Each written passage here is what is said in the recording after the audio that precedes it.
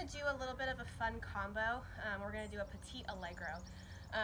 So we've been doing the Petite Allegro, the big one that we've been working on for weeks before we had to stop meeting. And so that one was a little bit more involved, so you're more than welcome to continue working on that one if you have the space for it in your house. But for today, I'm just going to give you like a small, really simple, easy Petite Allegro that you could do a couple of times just to make sure that your calf muscles and that your feet and your legs and all your muscles are kind of not going to be in shock when you come back. So make sure you continue jumping, although I will say with jumping, just be careful of the floor that you're on. If like, I don't know, it's hard to do it. I'm doing it on concrete and sneakers, so just keep that in mind. I just want to make sure that you're being good to your knees and not jumping on like a really hard surface. So make sure you have a good floor and that you're taking care of your knees. And if you want to do it in shoes for a little bit more support, go ahead and put on some sneakers, although just make sure they don't mess you up with your technique and everything. So it's literally just going to be, I guess I'll start from mirroring you.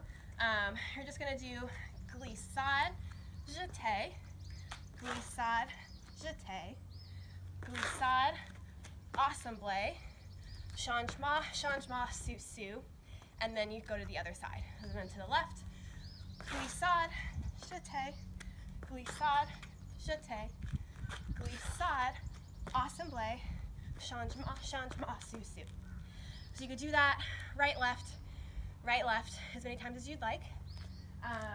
But what I do want you to do is to break down the movements to make sure that, you know, again, from the pace of your own home, that you're really honing in on the things about your technique that you specifically need to work on.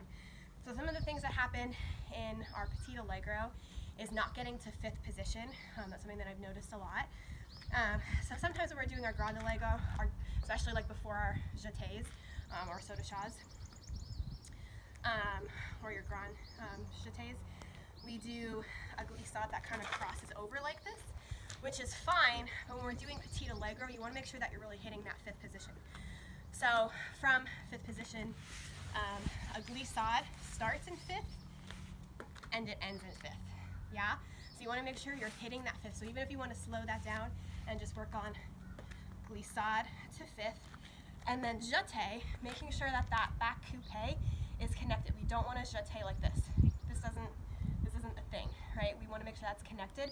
So even when we do jumps with our foot there, we want to make sure that that heel is always connected and that it's pointed and not sickled. So we come from our jeté, and then we brush through to do our glissade on the other side. So we just did our jeté here, we glissade end in fifth, and again jeté on this side, keeping that connected. And then we move on to our assemblées.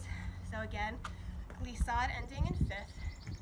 Assemblée means to assemble, right? So it means that you're assembling your legs in the air. So your feet must come to a sous-sous position before you finish. So a lot of people just do like this.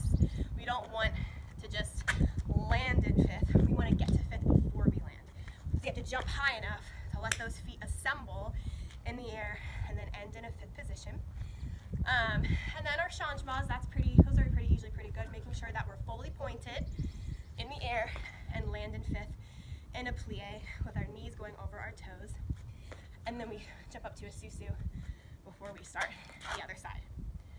So, if I'm not too out of breath, we are going to, I'll just do it for you with music. So, feel free to pick your own song. Spotify has tons of ballet songs, so you can pick your own song and work on it on your own pace, or you can do it with me on this video with the song that I chose.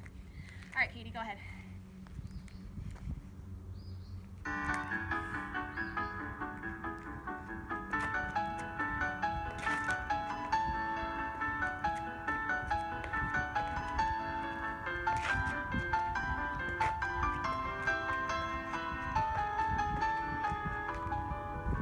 And that's it.